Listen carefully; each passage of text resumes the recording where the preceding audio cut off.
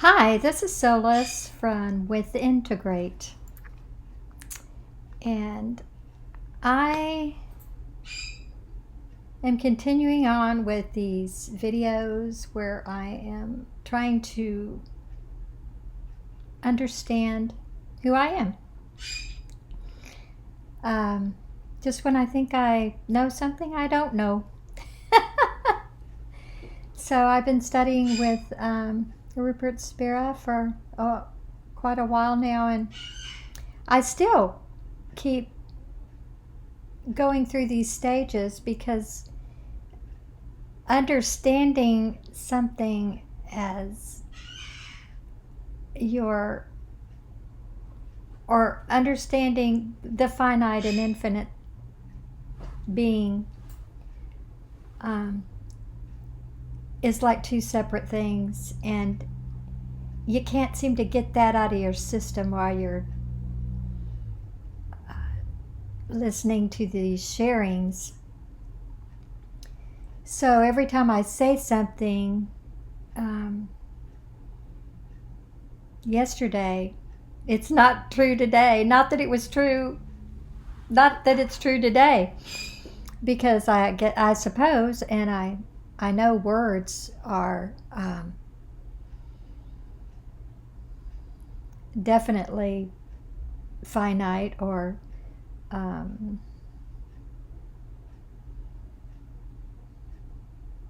they have boundaries. And so words want to compare just want to talk about objects, and we're talking about something that isn't an object. So, but I'm recording it out loud because I don't really know why, but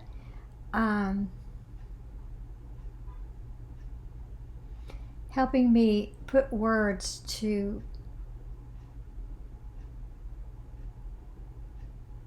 what I've sat and reflected on and pondered, or just sat with, or been with, that's absorbing into my deeper self in the silent moments of the day. And trying to put words to that is a creative expression of sharing, so I would imagine that's a good thing. But ultimately, I don't know why I was drawn to do this. So I'm in the raw here, and trying to express in a way that's not in my limited self, but being able to explain my true self, and understand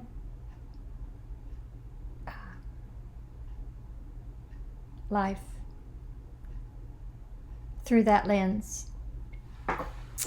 So, I've said so many things that were so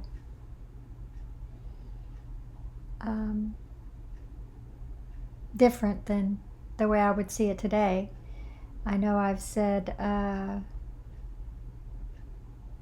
used to say, the only thing I know is nothing at all. So the only thing I truly know is that I know nothing. That's what I've always adhered to in my life. And then all of a sudden I felt like, okay,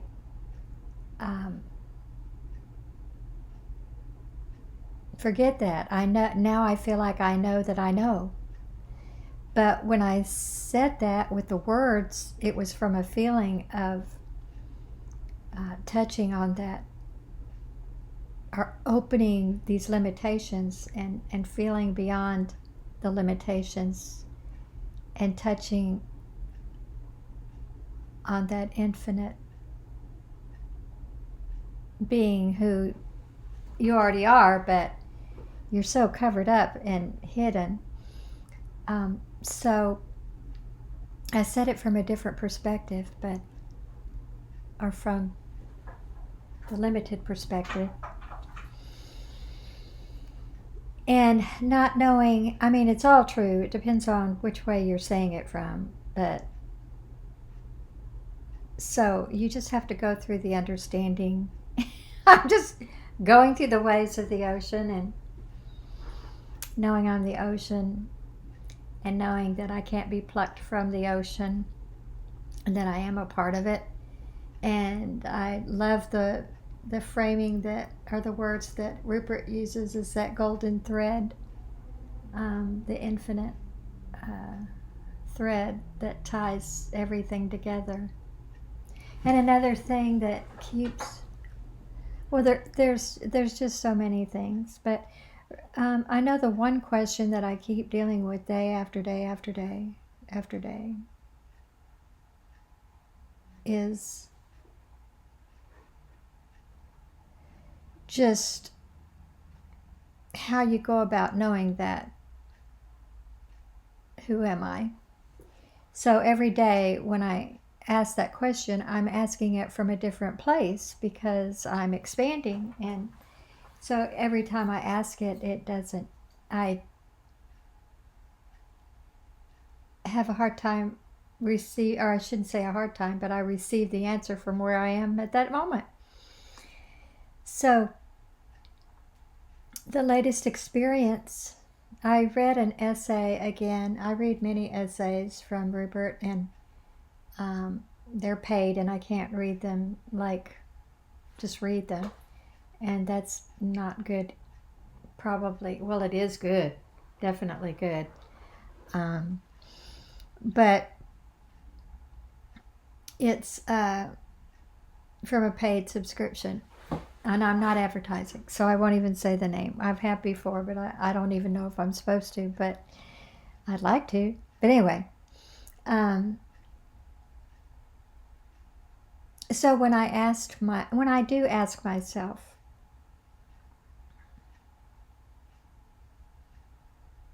who am I? And I start thinking about infinite being and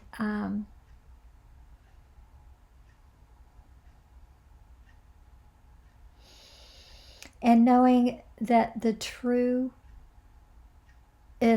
thing that you can say yourself is I am. That's the truest statement there is in words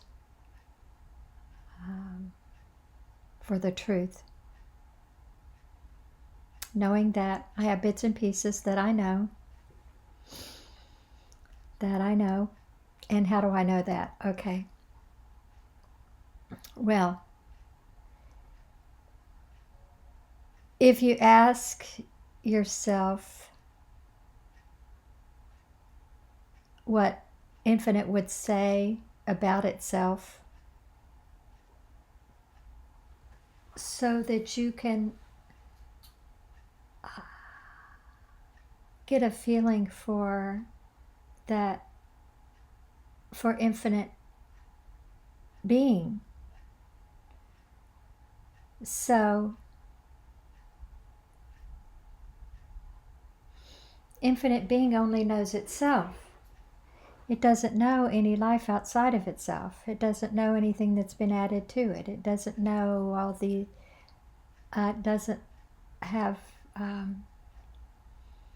doesn't know all the qualities that have been added unto all these things and limitations. It's not aware of those. So awareness, or being, the infinite, is itself. It just is. Infinite, the infinite is, or infinite just is. And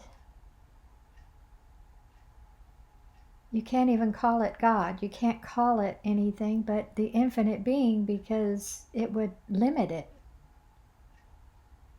So when you think about that question of what would the infinite say of itself, since it doesn't have any qualities and doesn't have anything added to it to contaminate it, or it's just shining like the sun, as Spirit would refer to. It can't stand apart from itself to see itself. It can't know itself because you have to have a subject and an object. I've said that before, and I mean these are all Spira's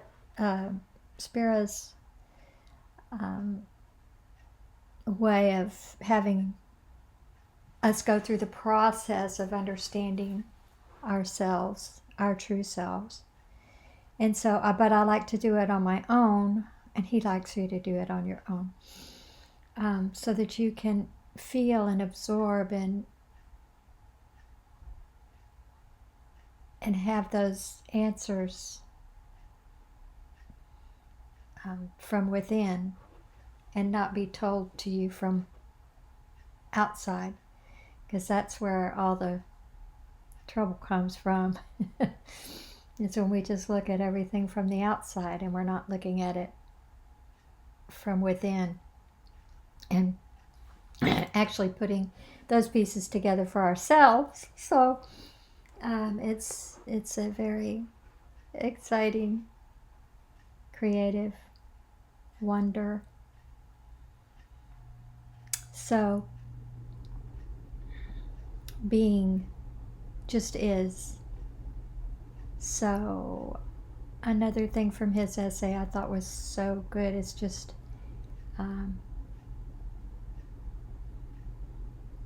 if a house is, it's infinite being.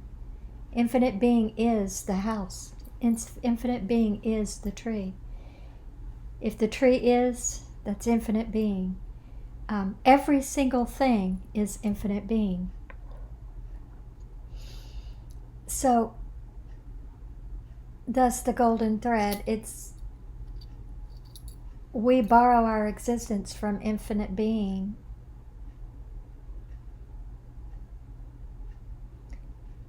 And each is infinite being. So it's all the isness of just infinity in that one space. I'm using the word space. Rupert often refers to a room that has furniture added to it, and qualities of how that room looks with all these things and objects. But is that space different from the space outside of it? Is that space different from the universal space? No, it's not.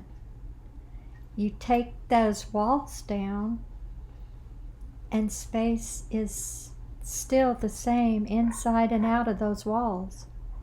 And that's what we are as beings. We are infinite,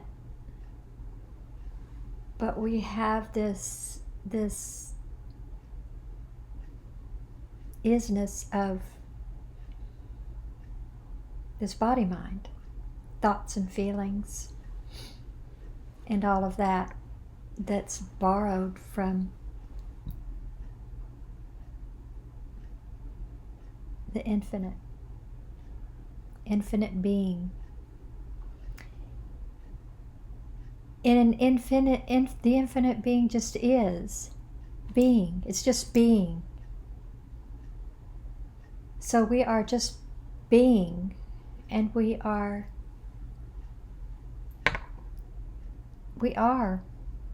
just being. So I am is just an expression of infinite being, actually.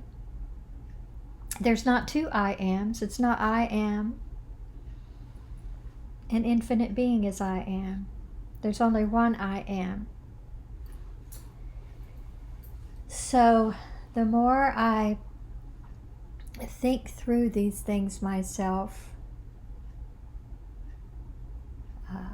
in a continuum, a daily continuum, and there is no continuum, it's just here now, but I just absorb that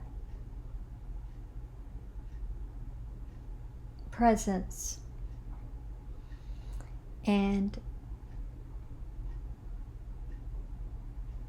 the one thing I do know is that purity of the infinite. As a newborn baby,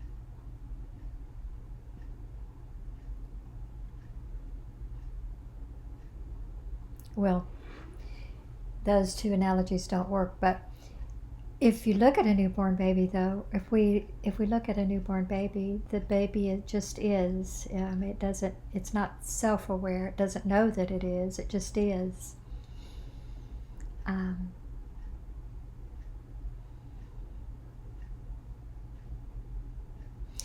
And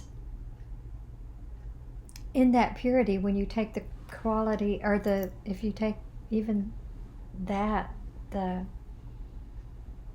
quality of the baby, the quality of everything, the quality of thoughts, everything out of the picture, and there's nothing but isness, but being.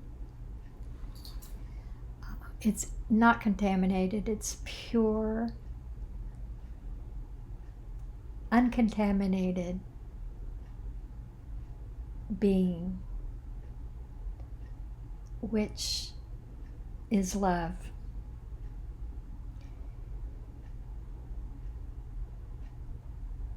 So in this essay that I read today, it was a beautiful part to it that said that it was like a love letter to itself. Infinite being.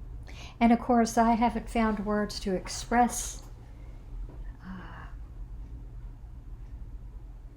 anything like Rupert has a way of doing.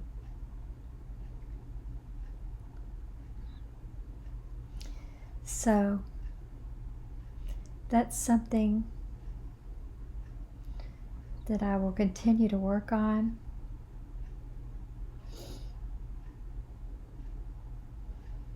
And it's very precious. But now I'm assigning qualities to it. But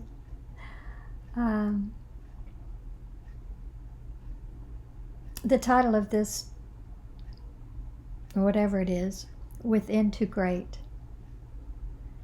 is titled that because it's taking two things and integrating them together.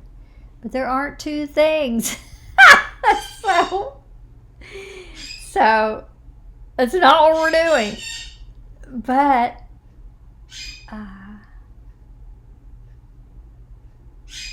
it's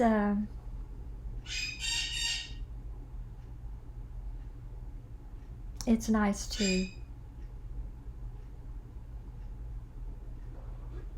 think about, because if we didn't have this understanding, and I'm sure Rupert said that at most a lot of the things that I have in myself that I've been absorbing have been a lot of Rupert's sharing. And so, since I'm a sponge, it's sucked up in me, and I use a lot of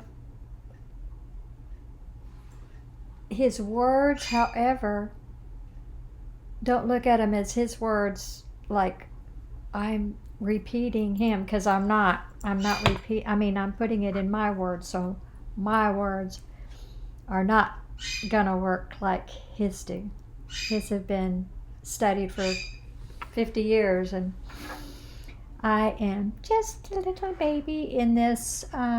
However, I think I was primed for it. I had been primed for it in life, and that's the neat thing about it, because I am, this is totally filling me up to surrender to what I truly am as I absorb this understanding better and better. And I do think verbalizing helps me because I have to reach inside for those, oops. I have to reach inside for those words. And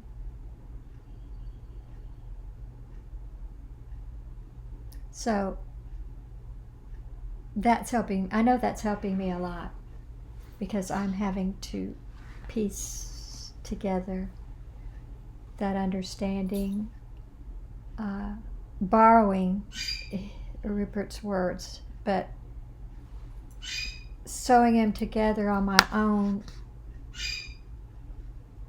so that my understanding gets, I can say it in my own way as I absorb it truly. So I think my borrowing Rupert's words is a crutch. And I think I'm an infinite mind body with this crutch. I'm on crutches right now. But that's okay.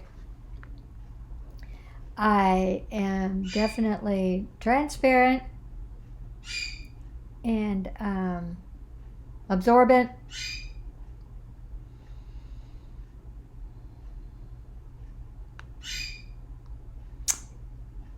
And I have a lot of humility and ready to surrender. I feel like I have surrendered, but to what I've always been in that surrender mode, but it's that finite self, it's that limited self that has that ego still attached, wanting to hang on there. So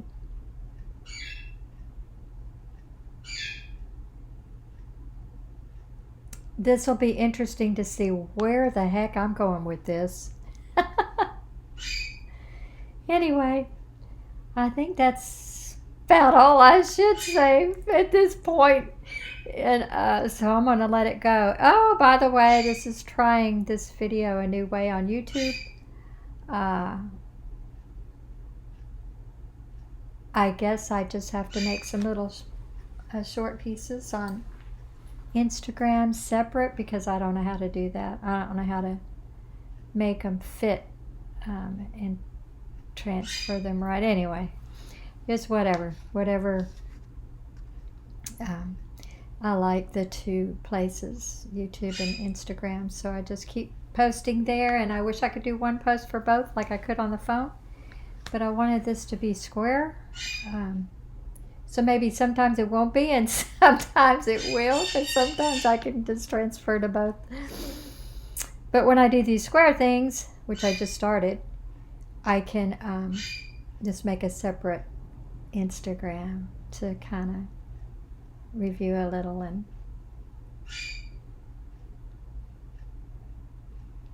share the love. Okay. Huh?